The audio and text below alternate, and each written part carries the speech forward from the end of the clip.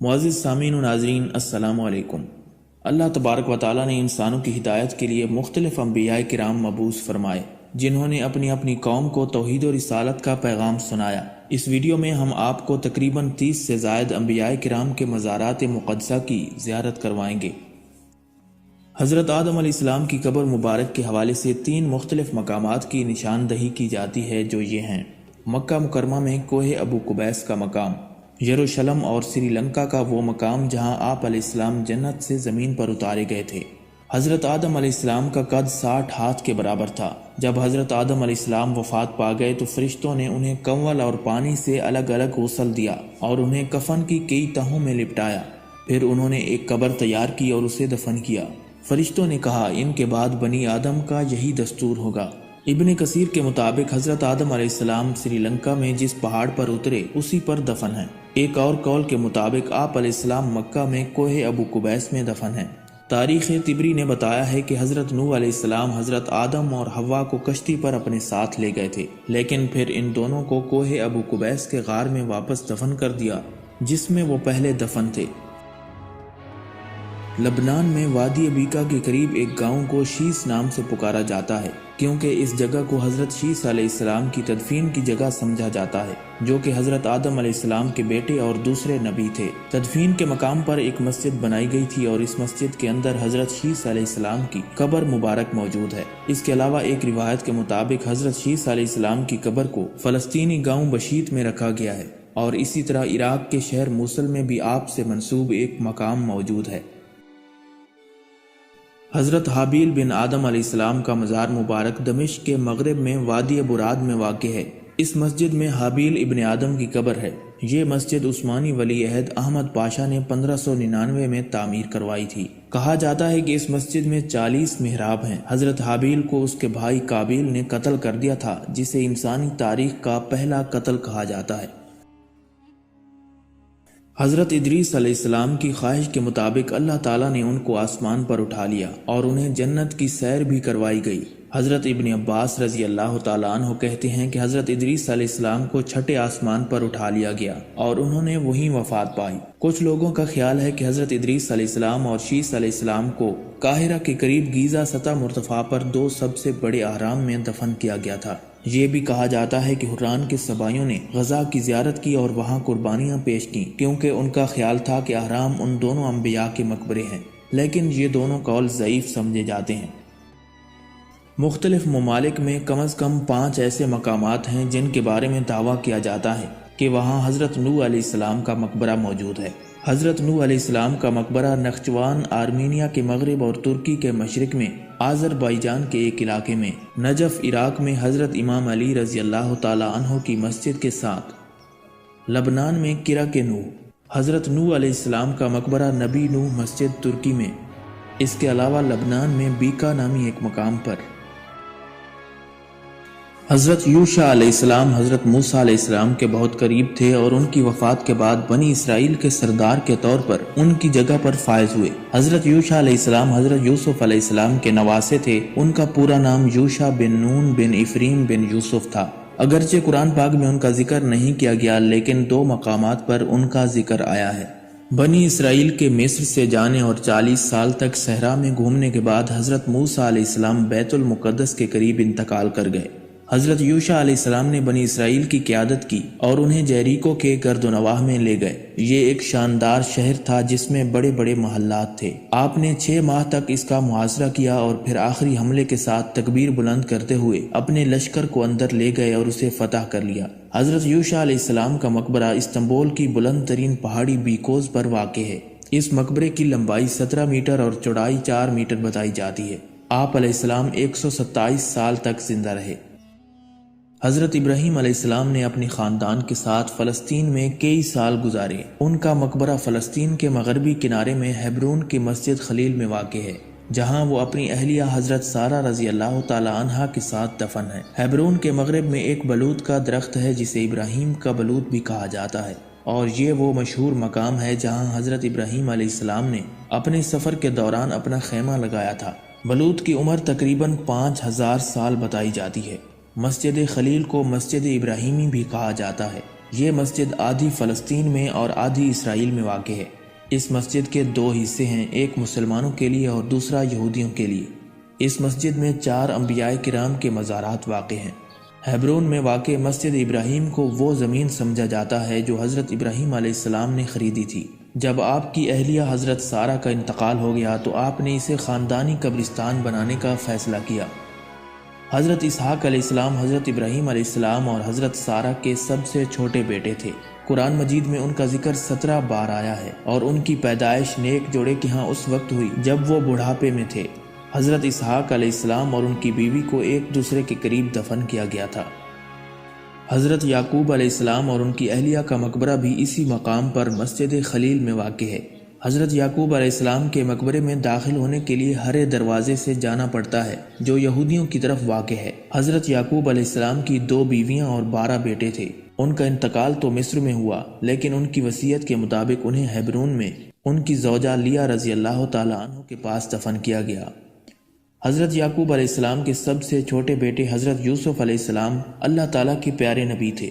قرآن مجید کی ایک سورہ ان کے نام پر نازل کی گئی۔ انہیں اپنے والد کے قریب دفن کیا گیا اور ان کی قبر یہودیوں کے علاقے کی طرف موجود ہے۔ اللہ تعالیٰ نے حضرت اسماعیل علیہ السلام کو عمالیکیون اور یمن کے قبائل کی طرف نبی بنا کر بھیجا۔ حضرت اسماعیل علیہ السلام 137 سال تک زندہ رہے اور الحجر میں اپنی والدہ حضرت ہاجرہ رضی اللہ تعالی عنہا کی قبر کے ساتھ دفن ہوئے۔ حضرت ابراہیم علیہ السلام اپنی 3 نسلوں کے ساتھ ہیبرون میں واقع مسجد خلیل میں مدفون ہیں۔ حضرت ابراہیم علیہ السلام، ان کے بیٹے اسحاق، ان کے بیٹے یعقوب، ان کے بیٹے یوسف علیہ السلام اپنی ازواج مطہرات کے ساتھ اس مسجد خلیل میں مدفون ہیں۔ حضرت موسیٰ علیہ السلام کی قبر مبارک کی صحیح جگہ معلوم نہیں ہے، لیکن روایت کے مطابق سلطان صلاح الدین ایوبی نے ایک بار خواب دیکھا جہاں انہیں یہ جگہ دکھائی گئی۔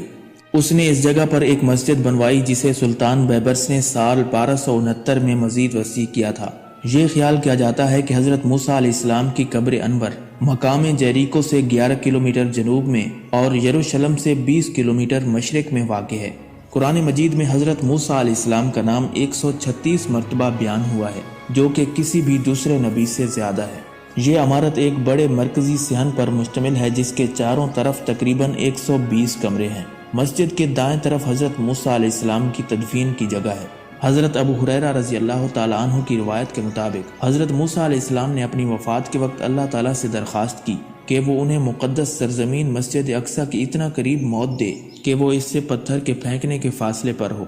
حضرت ابو ہریرہ رضی اللہ تعالیٰ عنہ کہتے ہیں کہ رسول اللہ صلی اللہ علیہ وآلہ وسلم نے فرمایا، اگر میں وہاں ہوتا تو تمہیں اس کی قبر سڑک کے قریب دکھاتا۔ حضرت یونس علیہ السلام کی قبر انور کے حوالے سے بھی کئی جگہیں مشہور ہیں، جن میں یروشلم، موصل اور عراق شامل ہیں۔ یروشلم میں موجود حضرت یونس علیہ السلام سے منسوب یہ مسجد ایوبیوں نے سال 1226 میں تعمیر کی تھی اور یہ ہیبرون کے شمال میں حلول نامی قصبے میں واقع ہے۔ یہ مزار کوہ نبی یونس پر بنایا گیا ہے جو مغربی کنارے پر فلسطین کی بلند ترین چوٹی ہے۔ حضرت یونس علیہ السلام کا نام قرآن مجید میں 4 مرتبہ آیا ہے۔ یمن میں واقع حضرہ موت نامی اس مقام کو حضرت ہود علیہ السلام کی تدفین کے بارے میں خیال کیا جاتا ہے۔ آپ علیہ السلام کو قوم عاد کی طرف نبی بنا کر بھیجا گیا تھا جو ان کی زبردست طاقت اور جسامت کے لیے مشہور تھے، تاہم اکثریت نے آپ کی دعوت کو مسترد کر دیا اور ایک طاقتور آندھی سے تباہ ہو گئے۔ قرآن پاک کی 11ویں سورت کا نام حضرت ہود علیہ السلام کے نام پر رکھا گیا ہے۔ ان کی تدفین کی جگہ شام میں ہونے کا دعویٰ بھی کیا جاتا ہے، لیکن اللہ تعالیٰ بہتر جانتا ہے۔ حضرت صالح علیہ السلام کا مقبرہ سلالہ سے تقریباً 200 کلومیٹر مشرق میں عمان کے علاقے میں ہدبن اور حازق کو ملانے والی ساحلی سڑک سے تقریباً 2 کلومیٹر کے فاصلے پر ایک جدید سفید عمارت میں رکھا گیا ہے۔ اس مقبرے کی لمبائی تقریباً 10 میٹر ہے۔ حضرت لوط علیہ السلام کا مزار مبارک بحیرہ مردار کے قریب بنی نعیم کے قصبے میں واقع ہے۔ حضرت لوط علیہ السلام کا نام قرآن مجید میں 17 مرتبہ آیا ہے۔ حضرت لوط علیہ السلام کو اہل سدوم کی طرف نبی بنا کر بھیجا گیا تاکہ وہ انہیں اللہ تعالیٰ کی طرف بلائیں۔ یہ لوگ ہم جنس پرستی میں ملوث تھے، بہت بڑے مجرم تھے اور زمین میں فساد پھیلاتے تھے۔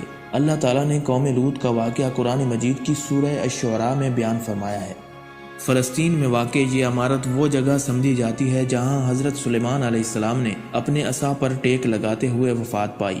یہ اس وقت سکول کے طور پر کام کر رہا ہے۔ حضرت سلیمان علیہ السلام نے 30 سال حکومت کی اور ان کے عوامی کام زیادہ تر جنات سر انجام دیتے تھے۔ حضرت الیسع علیہ السلام کی قبر مبارک العجم گاؤں میں واقع ہے۔ یہ گاؤں سعودی عرب کے مشرقی علاقے قطیف صوبے میں واقع ہے۔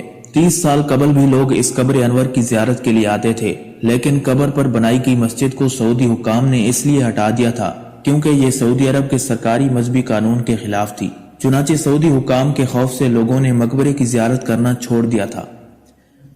دمشق میں اموی مسجد میں ایک چھوٹا سا مزار ہے جسے حضرت یحییٰ علیہ السلام سے منسوب کیا جاتا ہے۔ حضرت دانیال علیہ السلام کا مقبرہ ایران کے شہر سوسا میں واقع ہے اور ایک مشہور جگہ ہے۔ عربوں میں یہ روایت محفوظ ہے کہ حضرت دانیال علیہ السلام کو شہر سوسا میں دفن کیا گیا تھا۔ حضرت لقمان علیہ السلام ایک حکیم تھے جن کے لیے قرآن مجید کی 31ویں سورت کا نام سورت لقمان رکھا گیا۔ حضرت لقمان کے بارے میں خیال کیا جاتا ہے کہ وہ افریقہ سے تھے۔ قرآن مجید میں یہ نہیں بتایا گیا کہ حضرت لقمان علیہ السلام نبی تھے یا نہیں، لیکن بعض لوگ ان کو نبی مانتے ہیں۔ حضرت عمران علیہ السلام کا مقبرہ مغربی عمان کے علاقے زوفر کے شہر سلالہ میں واقع ہے۔ اس مقبرے کی لمبائی تقریباً 33 میٹر ہے۔ کچھ لوگوں کا خیال ہے کہ حضرت عمران علیہ السلام ایک مقامی عربی نبی تھا، اور دوسروں کا خیال ہے کہ یہ نام قرآن میں مذکور حضرت عیسیٰ علیہ السلام کی والدہ حضرت مریم کے والد کا ہے۔ حضرت ایوب علیہ السلام کا مقبرہ سلالہ شہر کے مغربی جانب خوبصورت القرا پہاڑوں میں واقع ہے۔ یہ عمان میں واقع پیغمبروں کے مقبروں میں سے ایک ہے اور سلالہ میں سب سے زیادہ زیارت کی جانے والی قبر ہے۔ حضرت ایوب علیہ السلام کا مقبرہ سلالہ شہر سے 27 کلومیٹر کے فاصلے پر بیت زربیج میں واقع ہے۔ حضرت شعیب علیہ السلام کی ایک قبر اردن کے علاقے وادی شعیب میں واقع ہے۔ اس کے علاوہ جزیرہ سینائی اور فلسطین میں واقع دیگر مقامات بھی حضرت شعیب علیہ السلام سے منسوب ہیں۔ ایران کے جنوب مغرب میں ایک مقبرہ موجود ہے جسے حضرت شعیب علیہ السلام کی قبر کے طور پر درج کیا گیا ہے۔ حضرت ذوالکفل علیہ السلام کا مقبرہ عراق میں واقع ہے۔ آج یہ النخائلہ مسجد کمپلیکس کا حصہ ہے۔ حضرت ہارون علیہ السلام جو حضرت موسیٰ علیہ السلام کے بھائی تھے، یہ ان کی قبر ہے جو پیٹرا کی وادی کے قریب پہاڑ ہور کی چوٹی پر واقع ہے۔ اسے 13ویں صدی میں مملوک سلطان النصیر محمد نے بنایا تھا۔ جب موسیٰ علیہ السلام کو اللہ تعالیٰ نے فرعون کے پاس جانے کا حکم دیا تو انہوں نے اپنے بھائی ہارون کو نبوت عطا کرنے کی دعا کی تاکہ وہ ان کی مدد کر سکیں۔ اللہ تعالیٰ نے اس دعا کو قرآن پاک کی سورہ طٰہٰ میں نقل فرمایا ہے۔ حضرت ہارون علیہ السلام ایک ہونہار مقرر تھے اور اکثر موسیٰ علیہ السلام کے لیے بولتے تھے کیونکہ حضرت موسیٰ علیہ السلام کی زبان میں لکنت تھی۔ حضرت ہارون علیہ السلام کی عمر 122 سال بتائی جاتی ہے۔ حضرت داؤد علیہ السلام حضرت سلیمان علیہ السلام کے والد تھے۔ آپ کا نام قرآن پاک میں 16 مرتبہ آیا ہے۔ حضرت داؤد علیہ السلام نے بنی اسرائیل پر 40 سال حکومت کی، 7 سال ہیبرون میں اور 33 سال یروشلم میں، جو شہر داؤد کے نام سے مشہور ہوا۔ حضرت داؤد علیہ السلام وہ پہلے شخص تھے جو لوہے سے زرہ تیار کرنے میں ماہر تھے۔ رسول اللہ صلی اللہ علیہ وآلہ وسلم نے فرمایا، اللہ کے نزدیک سب سے زیادہ پسندیدہ نماز داؤد علیہ السلام کی نماز ہے، اور اللہ کے نزدیک روزوں میں سب سے زیادہ محبوب روزہ داؤد کا ہے۔ اللہ تعالیٰ نے آپ علیہ السلام کو بہت پیاری آواز عطا فرمائی تھی جو اس سے پہلے کسی نبی کو نہیں دی گئی۔ جب وہ زبور پڑھتے تھے تو انسان، جن، پرند اور جانور عقیدت سے اسے سنتے تھے۔ حضرت زکریہ علیہ السلام حضرت یحییٰ علیہ السلام کے والد تھے۔ حضرت زکریہ علیہ السلام حضرت سلیمان علیہ السلام کی اولاد میں سے تھے۔ آپ علیہ السلام حضرت مریم کے سرپرست تھے جو حضرت عیسیٰ علیہ السلام کی والدہ تھیں۔ آپ علیہ السلام بڑھائی کا کام کرتے تھے۔ حضرت زکریہ علیہ السلام کا مقبرہ بنی حضیر کے مقبرے سے متصل پتھر کی ایک قدیم یادگار ہے۔ حضرت شموئیل علیہ السلام کا مزار مبارک فلسطین کے ایک گاؤں میں پہاڑ کی چوٹی پر واقع ہے۔